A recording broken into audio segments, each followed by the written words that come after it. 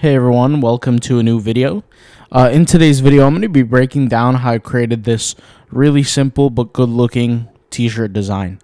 So like I said, guys, it's super simple, and I figured I'd share this information. So essentially what I did here was I did some layering on this design. The design originally looked like this, okay? And what I did was I put it inside Luminar Neo to darken this section here, okay? And also to darken around sections around the base of the soldier. My core concept of thinking was, if I can darken this section here, darken here, then this could fit on an all black kind of t-shirt.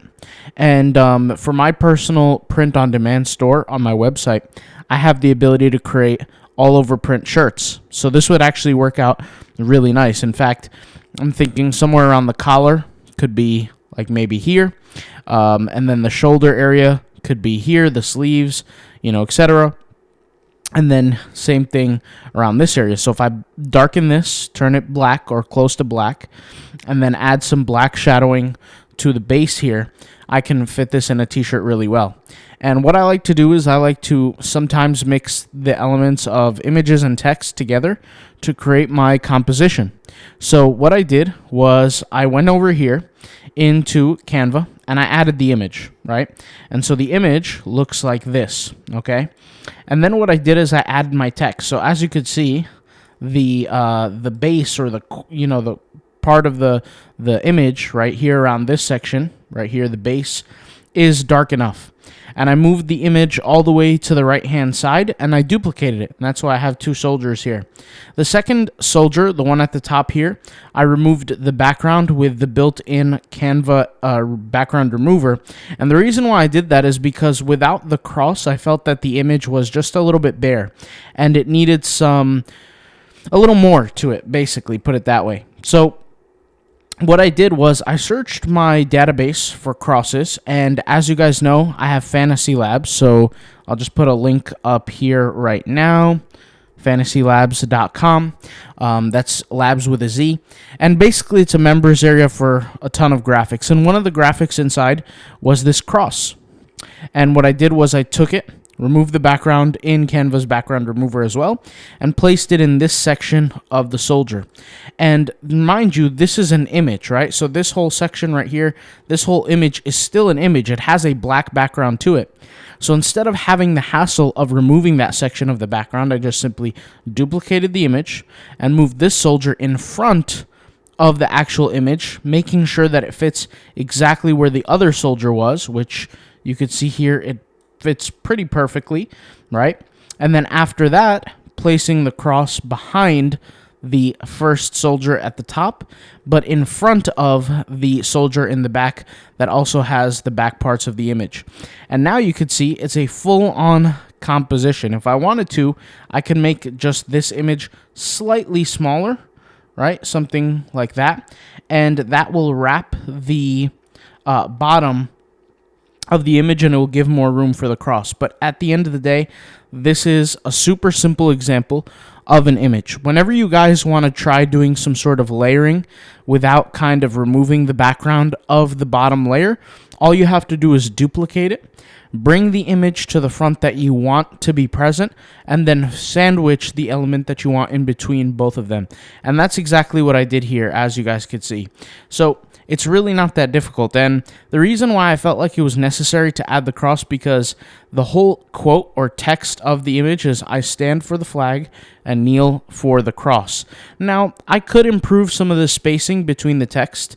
That could definitely be something that I can improve on. And if you guys have suggestions for improvements, please let me know. I was searching for some elements of crosses within Canva, but I just didn't feel that they were good enough for the moment. So once again, I searched my database of the different crosses that I have, and every element pretty much that you're seeing here is all within Fantasy Labs. The cross, everything, right? And like I said, I was trying this, so like even the flag here on this different design that I was testing, that's an element within Fantasy Labs as well. But like I said, every image, every element that you're seeing in this design is on Fantasy Labs. there could be a chance if I wanted to amplify the design a little bit more, I could add some grunge, maybe some like, grunge type texture to make it feel a little bit different. Or I could just simply take the image, download it. So let's just go into a larger size here, and I will select the image. So the image is on page 3. I'll go right here, hit download, go download. And once it downloads, I'll upload it into Luminar Neo. And I'll take it, and let's just let it load for a second, and I'll add some film grain to it.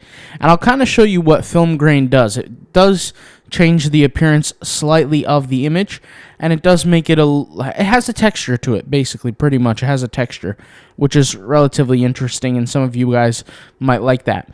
As for the cross, like I said, this was just an element. It was like an American flag type colored cross. I think it just worked for this design. And I'm going to share with you kind of the concept as how I made this design. So let me go ahead and just upload this really quick. And yes, I was testing different things, so that's kind of part of it. But I'll just go over here, upload this here.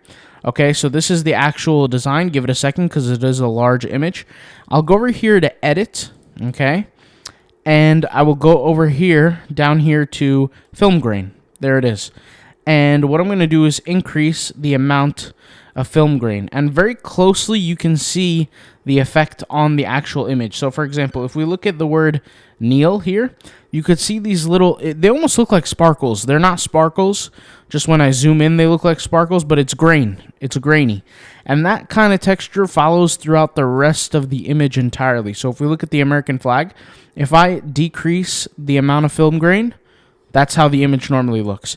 If I increase the film grain, boom, that's the highest it will look. And I can switch the size and the roughness. So if I want it extremely rough, I could do that as well. And I could zoom out and see kind of how it looks. And there's a lot of different approaches. And there's a lot of different styles. I actually like it when it looks really, really rough. So I might keep that. And there's a lot of different settings that I could play with after the image is done. So for example, I can go over here to develop, test this, contrast, and see if I like it. It's iffy. I'm not really sure if I fully like that, but that's an example, and I do plan on putting this on my own website. I have different, I think like maybe 1 or 2 different designs with this exact same text. I stand for the flag and kneel for the cross. The same concept on a different design on my print-on-demand site, like my own website, and I think I might have 2 of them, but I think I only have 1. I'm not sure. It's either 1 or 2. But I searched on Redbubble. I said, do they have something similar on Redbubble? So I was searching randomly, like just American Army, American patriotism, things like that. And I did see a design here. I can't find it anymore, but I did see a design here that was related. And it just didn't look as good as I feel like the one I created. Now, don't get me wrong. Let me actually see if it comes up here. I kneel for... No, I stand. That's what it is. I stand for the flag. Let me see if that comes up. Yep. I think this was the one. Okay. This design is good. Like, there are people who are going to buy this when I try to compete with the design.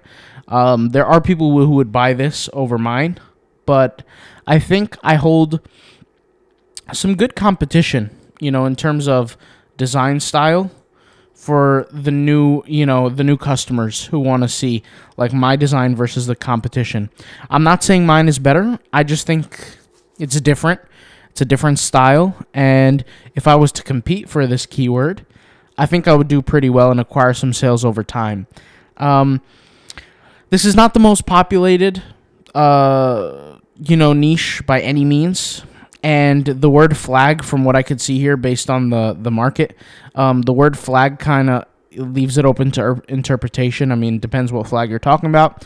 Obviously, as you guys know, I'm talking about the red, white, and blue. But different people have different flags. But I think I would be able to compete well with this. And you could probably shift different colors of this design. Let me see here. This is... Just shift different colors of this design to represent different countries, potentially. Maybe not so much of the flag here, because this is a United States flag, obviously, with the stripes and the stars.